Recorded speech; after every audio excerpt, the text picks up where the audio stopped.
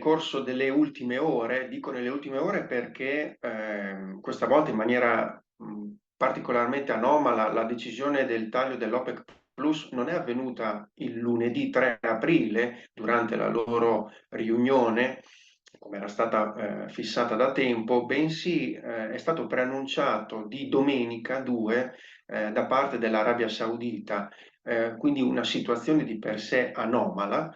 perlomeno nel modus operandi, che ha portato l'OPEC Plus a un taglio che ad oggi è stato individuato in 1.160.000 barili di petrolio al giorno. Dico ad oggi perché nel corso delle prossime ore altri rappresentanti dell'OPEC Plus potrebbero decidere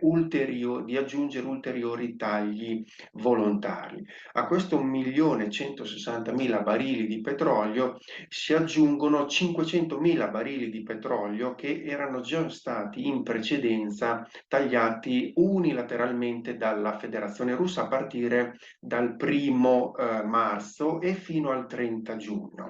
I tagli dell'OPEC Plus decisi domenica 2 verranno implementati a partire dal 1° maggio e dureranno per l'intero 2023. Dopo questa notizia, la Federazione Russa ha deciso di prolungare i propri tagli dal 30 giugno al 31 dicembre 2023, uniformandosi quindi ai tagli volontari degli altri membri dell'OPEC Plus, che quindi complessivamente raggiungono 1.660.000 barili di greggio di petrolio. A questi, a dire la verità, noi dovremmo aggiungere altri 2 milioni di barili di petrolio che erano stati tagliati a partire dal 1° novembre 2022. Questo taglio che ha portato subito a un incremento di prezzo, siamo a un Brent sopra gli $85 al barile nel momento in cui parliamo, è a un WTI attorno agli $80, sopra gli $80 al barile. Che cosa ci indica? Beh, ci indica in primo luogo che l'OPEC Plus sostanzialmente controlla il mercato del petrolio globale e che quindi non si può fare a meno dei produttori OPEC Plus che in primo luogo vedono il ruolo dell'Arabia Saudita e ovviamente della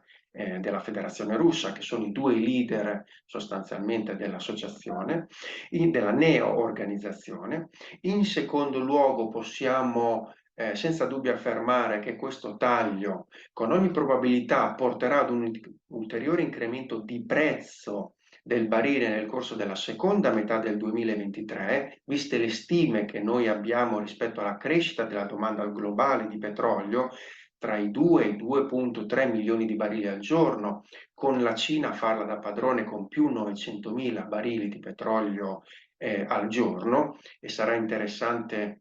prendere atto di chi fornirà questi barili aggiuntivi alla Cina e in ultimo luogo, ma non da ultimo, il fatto che gli Stati Uniti d'America abbiano espresso una forte critica rispetto a questa decisione dell'OPEC Plus. Sostanzialmente l'OPEC Plus e in particolar modo i paesi del Medio Oriente danno sempre più prova di come si stiano muovendo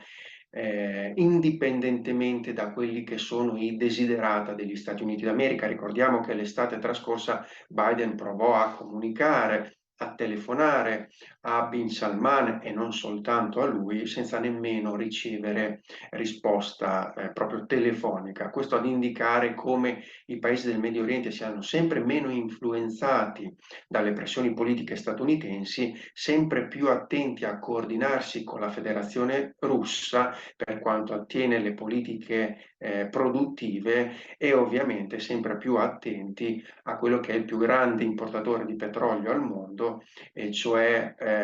la Cina, con oltre 15 milioni di barili di petrolio al giorno stimati nel 2023. E infatti noi qualche giorno fa abbiamo visto come questo peso specifico energetico poi travasi, diciamo, anche nella politica con l'accordo che ha riavvicinato Arabia Saudita e Iran, accordo che è stato portato avanti sostanzialmente e ottenuto dalla stessa Cina.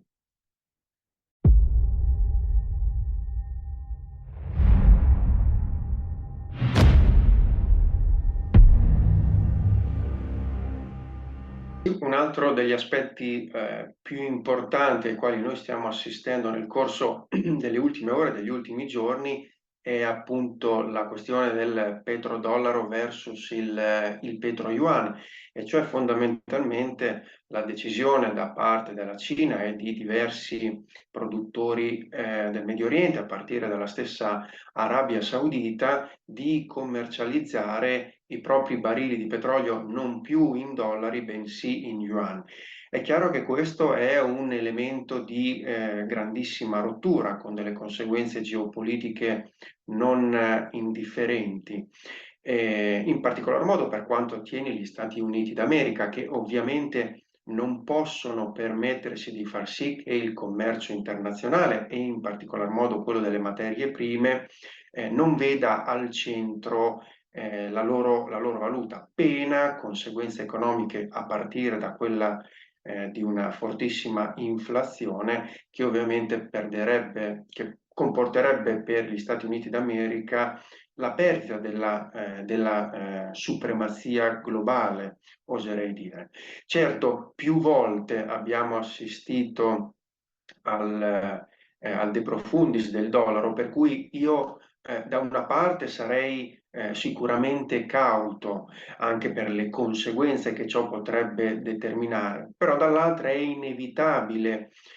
non prendere atto di un processo di rottura che ad esempio nelle ultime ore ha riguardato anche altri paesi. Parlo in particolar modo del Brasile, ad esempio, dei nuovi accordi commerciali ed energetici del Brasile con la stessa federazione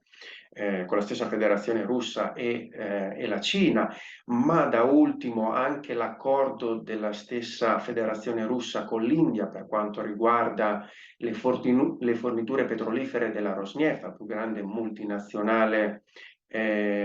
russa, che appunto non avverranno utilizzando il dollaro. Sostanzialmente i principali produttori russi e del Medio Oriente e i principali consumatori al mondo si stanno mettendo poco alla volta d'accordo per portare ad una graduale sostituzione del dollaro e invece iniziare a contrattare la materia prima, in primo luogo con lo yuan cinese, ma anche con le proprie valute nazionali. Penso al rublo, penso alla rupia.